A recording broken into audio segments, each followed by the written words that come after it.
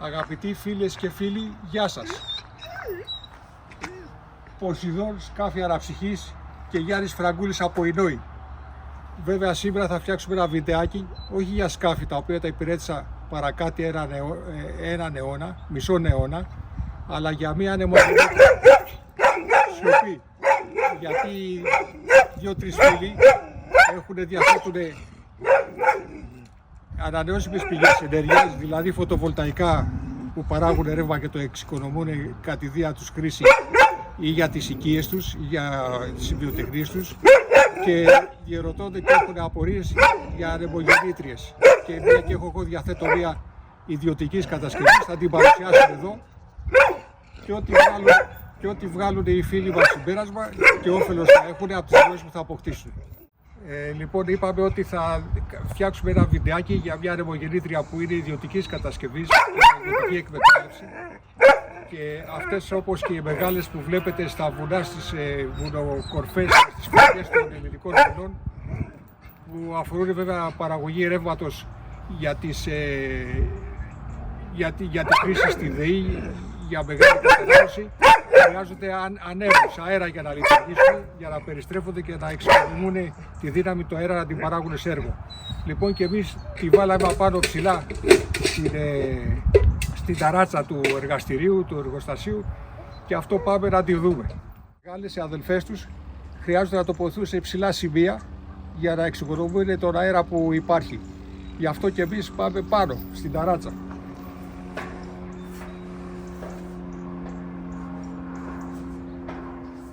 Αγαπητοί φίλοι, εδώ πρέπει να επιμερίσουμε την κατασκευή αυτή, η οποία είναι αρκετά περίπλοκη σε σχέση με τα φωτοβολταϊκά πάνελ, γιατί είναι απλά, τα οποία τα τοποθετείς,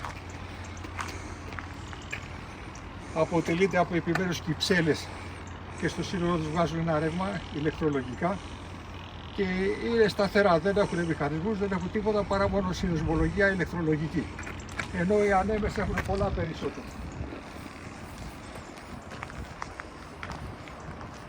Θα πάμε να ξεκινήσουμε από τον πύργο, που είναι στεριωμένες και περιστρέφονται. Αυτός πρέπει να είναι ικανοποιητικής αντοχής, μεταλλικής κατασκευής, για να μπορεί να αντέξει στις διάφορες δυνάμεις το αέρα, από ό,τι ξέρουμε, και γιατί ένα πεντάρι δύναμη αέρας, οι ρηπές του φτάνουν στα 55 χιλιόμετρα την ώρα, ένα εξάρι στα 75, και πάντα από εκεί οχτάρια και εγιάρια και δεκάρια οι ρηπές πλησιάζουν και περνάνε τα 110 χιλιόμετρα 100 την ώρα σε ταχύτητα ανέμου. Πράγμα που το ξέρετε από την οδήγηση τι δύναμη και τι προκαλεί. Λοιπόν, αυτός εδώ ο πύργος είναι αρκετά ενισχυμένος, κατάλληλος για αυτή την κατασκευή, και έχει επιμέρους ένα στοιχείο εδώ με αυτές τις πλάκες, τις λάμες που βλέπετε, οι οποίες αφαιρούνται εδώ και εκεί. Και έχει δύο μετεσέδες ισχυρούς ανοξίδωτους, οι οποίοι δημιουργούν εκτός ρίξιμο του πύργου, και αν το χειρίζεσαι και από αυτή τη μανιβέλα εδώ πέρα που υπάρχει, ανεβαίνει και κατεβαίνει, ώστε έτσι να έχουμε εύκολη πρόσβαση στο πάνω σημείο που είναι οι μηχανισμοί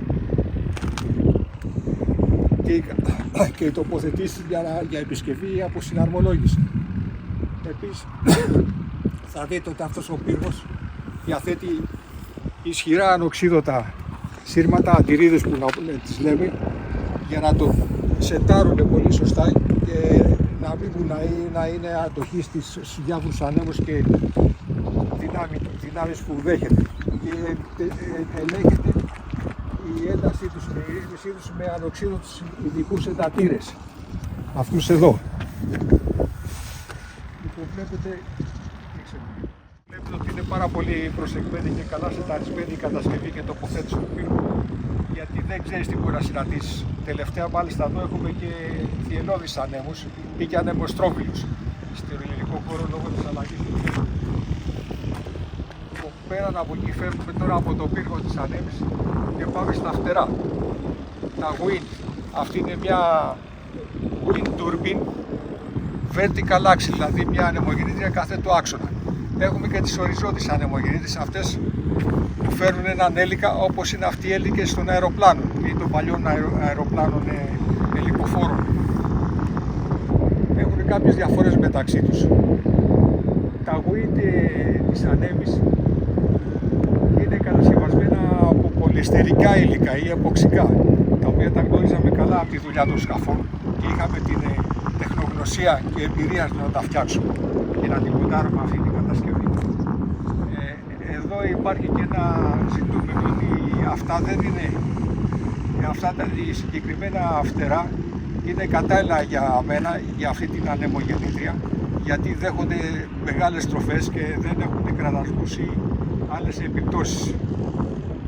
Βέβαια μεταφέρουν τη δυναμική τους στον κάθετο άξονα του συστήματος και αυτό στρέφει το όλο σύστημα αν χρειαστεί, όταν δεν είναι σωστά συνταρισμένοι.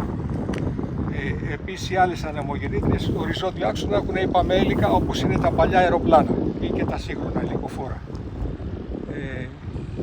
Επίσης και ο δίσκος είναι η ίδια κατασκευή από τα ίδια υλικά, εποξικά ή πολυεστερικά. Αυτό θα κάνουμε μια παρένθεση τώρα και θα πάμε στην Αμερική, όχι στην Αμερική, στις Ηνωμένες Πολιτείες, που είναι ο πρόεδρος ο κύριος Τραμπ. Ο κύριος Τραμπ είναι φανατικός πολέμιος των ανεμογεννητριών και ίσως ο κόσμος να μην το ξέρει αυτό καθόλου, ότι δεν έχει ούτε μία ανεμογεννήτρια η Αμερική, γιατί δεν τις θέλουν. Τώρα ακριβώς τι λόγοι επικράτησαν και συνεισφέραν σε αυτή την απόφαση και βέβαια δεν είναι δική του πρωτοβουλία, πρέπει να προϋπήρχε αυτό από τον πρόεδρο Biden και παλαιότερα, γιατί αυτές οι ανεμογεννήτριες οι μεγάλες του βουνού έχουν μια ιστορία 6-7 ετών περισσότερο. Λοιπόν,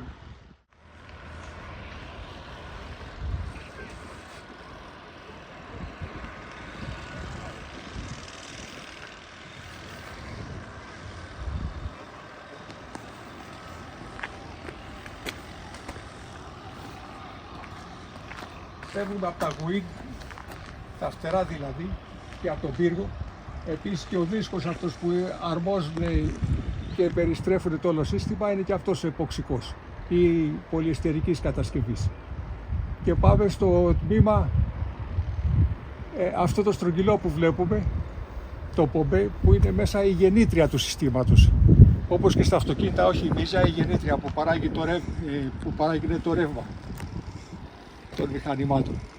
Αυτή η γεννήτρια εδώ είναι η λεγόμενη στους τεχνικά, οι τεχνίτες και οι ενασχολούμενοι με αυτή την υπόθεση, PMG, δηλαδή Permanent Magnet Generation, δηλαδή γεννήτρια σταθερών μαγνητών. Τα Permanent Magnet είναι μια ειδική κατηγορία μαγνητών. Τότε που την κατασκεύασα αυτή, τα έφερνα αυτά από τη Γερμανία. Τώρα νομίζω ότι υπάρχει και κάποιος προμηθευτής εδώ να τα προμηθεύει αυτά τα Permanent Magnet. Λοιπόν, από εκεί παράγεται το ρεύμα, το οποίο είναι τριφασικό. Εδώ για να ακριβολογούμε.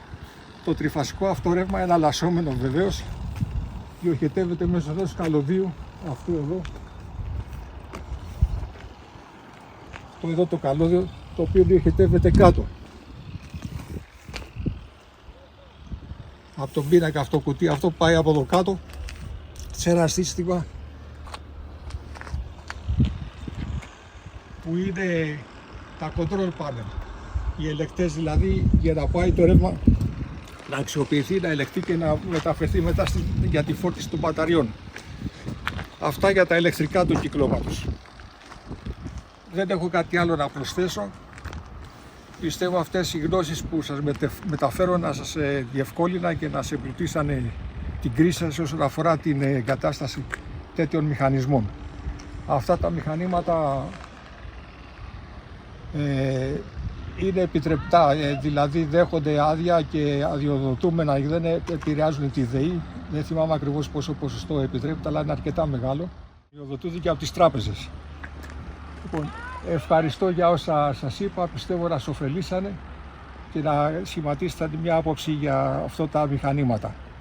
Ευχαριστώ, γεια σας φίλοι και φίλες.